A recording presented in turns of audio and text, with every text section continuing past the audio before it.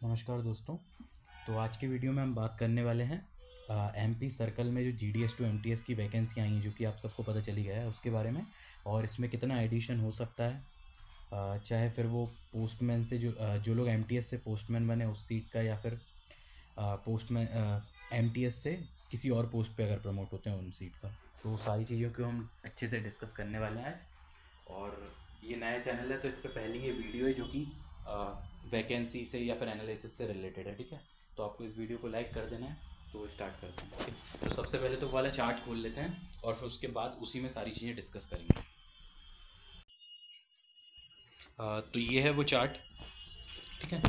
और क्या है, लेट इसलिए हो गया क्योंकि बिज़ी था, नहीं बन पा रही थी वीडियो। मैंने कोशिश की थी लेकिन थोड़ा टाइम चाहिए रहता है एनालिसिस करने के लिए या फिर बताने के लिए, सब कुछ पता करने में, तो इसलिए नहीं बन पा रही थी, ठीक है। तो उसके लिए सॉरी।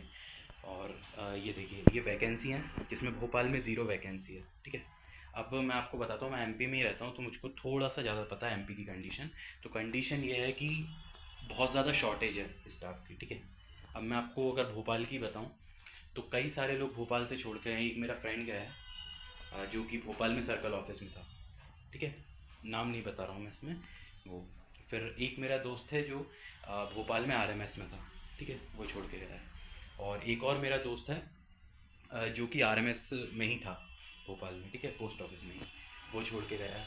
एक और मेरा दोस्त है जो विदिशा में पोस्ट ऑफिस में था, मतलब विदिशा का था, भोपाल में पोस्ट ऑफिस में था, वो छोड़ के गया है। तो इतने सारे लोग छोड़ के गए हैं, फिर उसके बाद भी भोपाल में इन्होंने वैकेंसी नहीं दी है।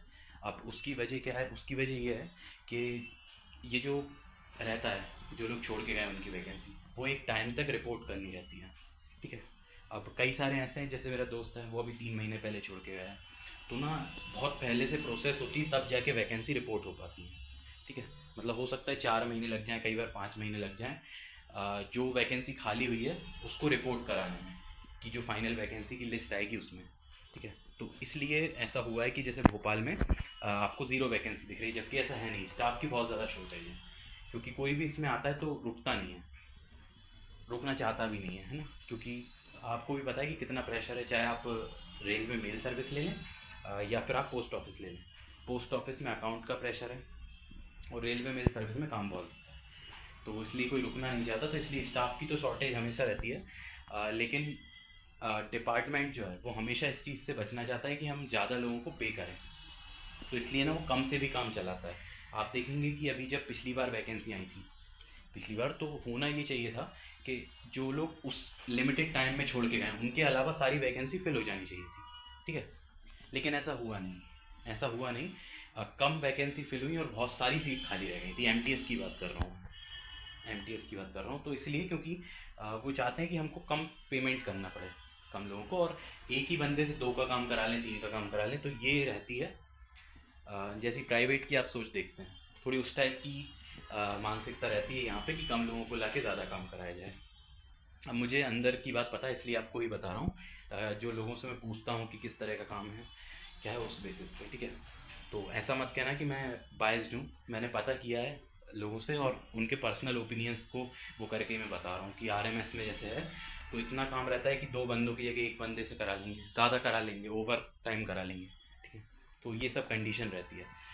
तो इसलिए आप तैयारी कर रहे हैं, अच्छी बात है, हो जाए प्रमोशन अच्छी बात है, लेकिन आपको रेडी रहना पड़ेगा बहुत ज़्यादा काम के लिए। क्योंकि मुझे पता है कि जो बंदा जीडीएस है वो अभी मैं ऐसे नहीं बोल रहा, मुझे पता है कि अकाउंट का प्रेशर वो लोग डालते हैं कुछ समय में कि इतने आप खोल के दो ये वो।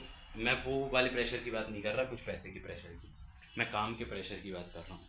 अगर आप एक बीपीएम है तो कितना कम प्रेशर है ये बात आप ही जानते हैं, अगर आपके पास एबीपीएम भी अवेलेबल है तो, ठीक है। सिर्फ उतना ही प्रेशर है क्योंकि आपको डांट नहीं बांटनी, ऑफिस आप जाते नहीं हो, ठीक है, पता है मुझे।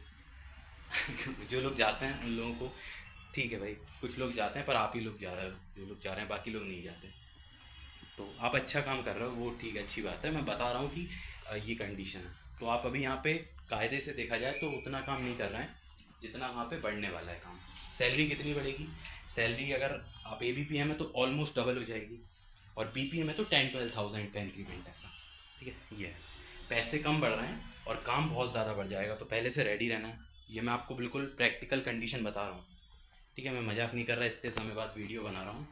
और लंबी वीडियो जा रही है, तो मैं कुछ भी ऐसा नहीं कह रहा जो सिर्फ वीडियो बनाने के लिए बोल रहा हूँ। आप जब जाएंगे तो आपको महसूस होगा, या फिर आप जो लोग काम करते हैं उनसे आप पूछ सकते हैं कि क्या कंडीशन है, ठीक है। तो इसलिए आपको रेडी रहना है, तैयारी आपकी अच्छी होगी, क्योंकि अभी 31 को तो 31 अगस्त को तो पेपर ही है। फिर उसके बाद भी हम एनालिसिस डालेंगे, तो आपको इस वीडियो को पहले तो लाइक और शेयर तो कर ही देना है, क्योंकि अगर इसकी रीच नहीं होगी तो जो मोटिवेशन रहता है वीडियो बनाने का वो भी थोड़ा कम रहेगा। आप बेसिकली सी चीज़ें आपको भी पता है, क्योंकि मैंने पिछले चैनल में बहुत मेहनत की, 100 से भी ज़्यादा वीडियोज़ हैं, पर वो वाला चैनल हटा दिया यूट्यूब ने। मतलब चैनल है पर उसका सारा मोनेटाइजेशन भी ऑफ कर दिया और उसकी रीच भी ख़त्म कर दी, मतलब कोई काम का नहीं रहा वो चैनल। तो ये है कंडीशन। तो इसलिए आप कोशिश करें कि थोड़ा शेयर करें, उससे आपका क्या बिगड़ेगा। ना मैं एग्ज़ाम की तैयारी कराता हूँ, ना मैं कंपटीशन बढ़ाता हूँ, ठीक है। आप कर सकते हैं, सिर्फ बता सकते हैं दोस्तों को जो आपके साथ है, ठीक है। अब देख लेते हैं, भोपाल में 0 है, गुना में 0 है, ग्वालियर में 1 है। बताओ मजाक चल रहा है क्या। उसके बाद नर्मदापुरम में 1 है एसटी की। अब आप कैटेगरी भी देख लो कि भोपाल गुना में किसी कैटेगरी की नहीं है, ग्वालियर में सिर्फ 1 यूआर की है, नर्मदापुरम में सिर्फ 1 एसटी की है।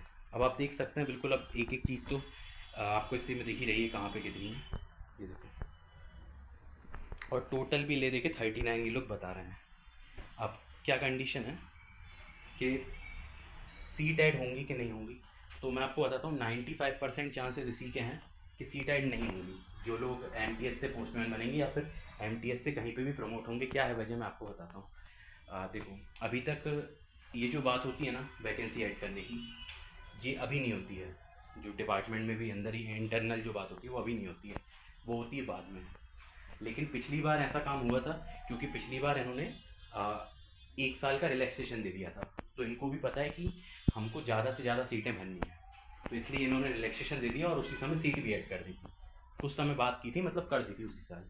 लेकिन इस बार रिलैक्सेशन कुछ है नहीं है, सीट है थोड़ी सी और बनने हैं बहुत सारे, ठीक है। तो इसलिए इस बार बहुत ही कम चांसेस है रिलैक्सेशन के। और अगर मैं आपको कन्फर्म बताऊं कि होगी कि नहीं होगी, तो कन्फर्म तो कोई भी नहीं बता सकता। जो बंदा वहाँ पे सबसे हेड पे भी बैठा है वो भी अभी कंफर्म नहीं कर सकता, हो सकता है बाद में उसके पास आर्डर आ जाए।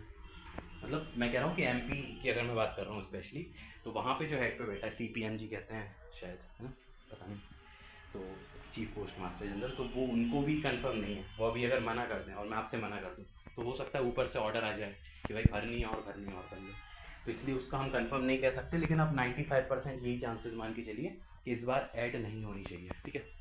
हो जाए तो बहुत अच्छा है, कॉन्ग्रेचुलेशन आप सबको, क्योंकि कंपटीशन का आपको पता ही है। और मैं आपको बताता हूँ, ये आपने सीट्स देख ली हैं, ठीक है। अब मैं आपको बताता हूँ कि अगर यही पेपर का लेवल रहा, यही पेपर का लेवल रहा जो पिछली बार था, तो क्या कट ऑफ रह सकता है। सेम अगर लेवल रहता है और ये क्वेश्चन हट जाता है, मतलब 98 मार्क्स का एग्ज़ाम हो जाता है, तो कट ऑफ जाएगी 94 ठीक है ना, 94 जाएगी। और मजाक नहीं कर रहा कि तुक्के में कुछ भी हवाबाजी, क्योंकि इस बार का पेपर बहुत इजी था। जो 2024 में आया था वो पेपर बहुत ज़्यादा इजी था, आप खुद भी ये बात मानते हैं कि एक्सट्रीमली इजी था। नहीं हुआ, कम नंबर आया इसलिए नहीं हुआ, और कम नंबर दो नंबर से रह गए। कई बच्चों के 88 हैं, कईयों के हो गया, एज ज़्यादा थी और कईयों का नहीं हुआ, तो ठीक है। तो इसलिए कंपटीशन तो दबा के है, और मैं चाहता हूँ कि इस बार थोड़ा हल्का सा टफ पेपर आए, क्योंकि अगर टफ पेपर रहता है तो जिसने सच में पढ़ाई करी है उसका ही होता है, ठीक है, पता है आपको ये। तो इसलिए आप तैयारी अपनी दबा के करिए। और तैयारी कैसे करनी है, इसकी तो मैं वीडियोस अपने उस चैनल पे डाल चुका हूँ और वो अभी भी है, उसको आप देख सकते हैं, ठीक है, अगर आप चाहें तो उसको देख सकते हैं। और मैंने उसको इस चैनल पे इसलिए नहीं डाला क्योंकि अब तो टाइम ही आ गया है, अब एंड टाइम पे डाल के तो बेवकूफ़ी होगी, वो तो सिर्फ व्यूज़ लेने के लिए डाल दूंगा, ऐसा हो जाएगा। तो इसलिए मैंने इस चैनल पे अभी नहीं डाला है। तो अगर आप इस बार प्रिपरेशन कर रहे हैं तो मैं सिर्फ इतनी आपको टिप दूंगा कि आप पुराने पेपर्स से पूरा कर लीजिए, जीके भी कर लो और डिपार्टमेंटल पूरा निपटा लो। पुराने पिछले साल से स्टार्ट करो और पीछे जाते जाओ, जितना आप कर सकते हो एग्ज़ाम के दिन तक, एग्ज़ाम के दिन से 1-2 दिन पहले तक उतना कर लो। और पिछली बार मैंने देखा था कि जो वैल्यूज़ से रिलेटेड क्वेश्चन है, कि मतलब रेट कितना है या फिर वो एक सिंगल क्वेश्चन भी नहीं आया था, ठीक है, एक सिंगल क्वेश्चन भी एमपी में नहीं आया था जो रेट से रिलेटेड है कि इस योजना में कितना रेट चल रहा है इस बार। तो इसमें उसके आप बहकावे में मत आना, आपको अच्छे से रेट करके जाना है, क्योंकि अगर अच्छे से रेट आ गया, रेट वाले क्वेश्चन आ गए तो ख़त्म हो जाओगे। सिर्फ जो लोग पढ़ के गए हैं या फिर जो लोग काम कर रहे हैं तो उनको लगातार बताना पड़ता है लोगों को, तो सिर्फ उनका ही होगा गेम, ठीक है। तो ये ना बहुत इंपॉर्टेंट चीज़ है, जो आप पिछली बार का पेपर देख के, अगर आप पिछली बार से ज़्यादा मोटिवेट रहते हैं सिर्फ एक साल से, तो इसलिए आप इसका ध्यान रखना कि जब रेट पूछेगा तो फिर वैल्यूज़ आ जाती हैं, नंबर्स आ जाते हैं, तो फिर वहाँ पे आपको याद रखना पड़ेगा, बहुत इंपॉर्टेंट है। तो आप वो एंड टाइम पे देखी जाएगी, ये रिकमेंड करूँगा। अगर आपको याद नहीं रहता तो आप सब इकट्ठा लिख के रख लो, और एग्ज़ाम से पहले एक बार देख के चले जाना कि जैसे ही बैठो और पेपर में फट फट फट सिर्फ उन क्वेश्चन को लगा दो, बाकी जान दो, मतलब बाकी लगा दो बाद में। तो मैंने आपको सारी चीज़ क्लियर कर दी है वैकेंसी से रिलेटेड, और जैसे ही आंसर की आएगी तो उसका एनालिसिस सबसे पहले जितना भी डेटा मेरे पास आ जाएगा, क्योंकि रीच कम है, पर पहले से भी कई लोग जो जुड़े हुए हैं वो भी अपना डेटा देते हैं, ठीक है। और भी मेरे सोर्सेज हैं, मैं सर्कल ऑफिस से भी कुछ पता लगवा लेता हूँ यहाँ से वहाँ से, तो इसलिए सारा एनालिसिस आपको बेस्ट मिलने वाला है। तो बेस्ट ऑफ लक आपके एग्ज़ाम्स के लिए, और इस चैनल को आप सब्सक्राइब करके रख ही सकते हैं।